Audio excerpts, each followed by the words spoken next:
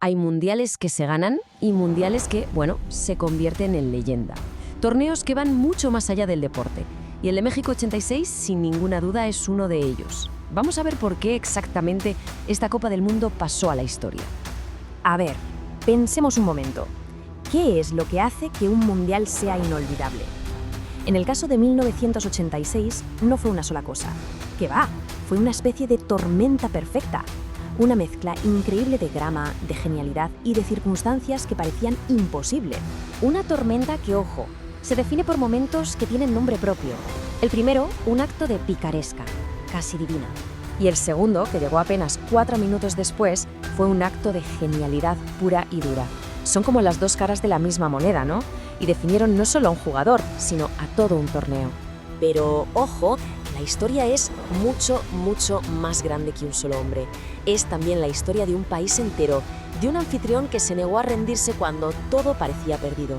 Y para entender de verdad esta tormenta hay que empezar por los cimientos. Por un torneo que, y esto es literal, nació de las cenizas. Fijaos en esta cronología porque es de película. Todo arranca en el 82, cuando Colombia dice, mira, no puedo, por temas económicos. Al año siguiente, México, con un par, dice, yo me encargo. Se convierten en el primer país en organizar 2 mundiales. Pero entonces llega la tragedia. El 19 de septiembre del 85, a menos de un año para que ruede el balón, Un terremoto brutal, devastador. las cifras hablan de más de 10.000 víctimas. El mundo entero, lógicamente, pensó, se acabó, no hay mundial. Con toda la razón del mundo, claro. Y en medio de todo ese caos, de ese dolor, sale uno de los organizadores, Guillermo Cañedo, y suelta esta frase, que es historia pura. La ciudad puede caerse, pero los estadios del mundial siguen en pie. Imagínense el mensaje. A pesar del luto, a pesar de todo, el torneo iba para adelante. Fue como un grito de seguimos vivos. Vale, ya tenemos el contexto dramático. Pero es que la tormenta también se desató dentro del campo. Hubo una auténtica revolución en la forma de jugar al fútbol. Y empecemos por algo tan básico como el balón. Parece una tontería, pero no lo es para nada. Hasta entonces los balones eran de cuero. El problema, chupaban agua que daba gusto, se ponían pesadísimos, el bote era una lotería, un desastre. Y entonces llega el Adidas Azteca, el primer balón totalmente sintético de un mundial. Era impermeable, se comportaba siempre igual, daba igual el calorazo de México o la altitud. Cambió el juego. Pero es que no fue solo un avance técnico, fue el primer balón con un diseño que homenajeaba al anfitrión, con esos motivos aztecas. Se vendió como churros, fue un símbolo de orgullo para México y claro, fue el testigo silencioso de algunos de los momentos más legendarios que vamos a ver. Fue, sin duda, el pistoletazo de salida a la era moderna del fútbol. Y la revolución siguió en la pizarra. El seleccionador de Argentina, Carlos Bilardo, un genio a su manera, se sacó de la manga el sistema 3-5-2. Para la época, esto era ciencia ficción. 3 defensas en vez de 4. Un mediocampo con 5 tíos para ahogar al rival. Una locura que funcionó. De hecho, una revista inglesa muy prestigiosa llegó a decir que fue la última gran innovación táctica del siglo XX. Casi nada. Y de la estrategia más sesuda a la improvisación más absoluta. Porque esta historia es increíble. Es una de esas que demuestran que el fútbol es mucho más que un juego. La historia de la camiseta del barrio de Tepito. Esto es de no creérselo. Imaginen la escena, un día antes de jugar contra Inglaterra, cuartos de final. El cuerpo técnico se da cuenta de que las camisetas de la segunda equipación, las azules, son de un algodón gordísimo. Imposible jugar con eso al mediodía en México. ¿Solución? Mandan a un tipo al mercado callejero más grande de la ciudad, Tepito, a comprar lo que sea. El hombre vuelve con 2 modelos. Se los enseñan a Maradona, que señala uno y dice la frase mítica, ¡qué camiseta más linda! Con esta le ganamos a Inglaterra. Y a partir de ahí una carrera loca.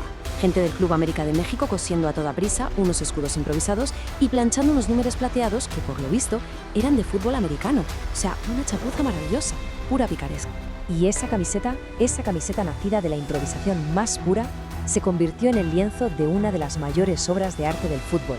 Una obra, eso sí, con 2 caras muy distintas, pintada por el gran protagonista de toda esta historia, Diego Armando Maradona. Aquí hay que entender una cosa muy importante. El partido Argentina contra Inglaterra no era solo fútbol, ni de lejos. Hacía solo 4 años del conflicto de las Malvinas. La tensión era brutal, palpable. Se jugaban mucho más que pasar a semifinales. Y en ese ambiente tan cargado, Maradona muestra su primera cara. Minuto 51. Un balón que cae del cielo, salta con el portero inglés y gol. Con la mano, claro. La famosa mano de Dios. Cuando le preguntaron soltó esa frase para la historia: mitad pillo, mitad genio. Se marcó un poco con la cabeza de Maradona y un poco con la mano de Dios. Pero es que solo 4 minutos después mostró la otra cara, la del genio absoluto. Agarra la pelota en su campo y empieza a correr.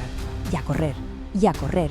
Se va de 1, de 2, de 5 jugadores ingleses. Una carrera de 60 metros que acaba en gol. El gol del siglo. La narración del locutor Víctor Hugo Morales se hizo leyenda. Barrilete cósmico. ¿De qué planeta viniste? Gracias Dios por el fútbol, por Maradona, por estas lágrimas. Es que pone la piel de gallina. Con esa dualidad, esa mezcla de tramposo y genio, Maradona metió a Argentina en la final. Solo quedaba el último paso: coronar al barrilete cósmico. Y la final, contra Alemania Occidental, fue un auténtico partidazo, un drama. Argentina se pone 2-0, con goles de Braun y Valdano. Parecía hecho, pero claro, los alemanes son alemanes, nunca se rinden. Y en 7 minutos, del 74 al 81, empatan a 2, el sueño argentino parecía romperse en 1000 pedazos. Para que nos hagamos una idea de la presión de ese momento, hay una anécdota de Jorge Valdano sobre su gol, el que fue el 2-0. Él cuenta que mientras corría solo hacia la portería, por dentro iba pensando, casi rezando: entra, por sabor. Es un detalle muy humano, ¿no? Te mete de lleno en lo que se siente en una final de un mundial. Y con el partido empatado a 2, a punto de ir a la prórroga cuando ya no quedaban fuerzas, ahí aparece él, Maradona. Rodeado de alemanes, ve un pase que solo él puede ver. Un pase milimétrico para Jorge Burruchaga, que se pega la carrera de su vida y marca el 3-2. El gol de la victoria. El creador había dado el toque final. Así que si lo ponemos todo junto, ¿qué tenemos? Tenemos a una nación que resurge de una tragedia terrible. Un deporte que cambia para siempre por la tecnología y la táctica. Un equipo que se sobrepone a todo, hasta el punto de ganar con una camiseta comprada en un mercadillo. Y en el centro de todo, la actuación de un genio lleno de contradicciones. Esa fue la tormenta perfecta. Y todo esto nos deja una pregunta final, una que todavía se debate a día de hoy. Si tenemos en cuenta todo el contexto, el peso que llevaba sobre sus hombros, los momentos que creó literalmente de la nada, ¿fue la actuación de Maradona en México 86 la mayor exhibición individual que se ha visto en la historia del deporte? Ahí queda eso.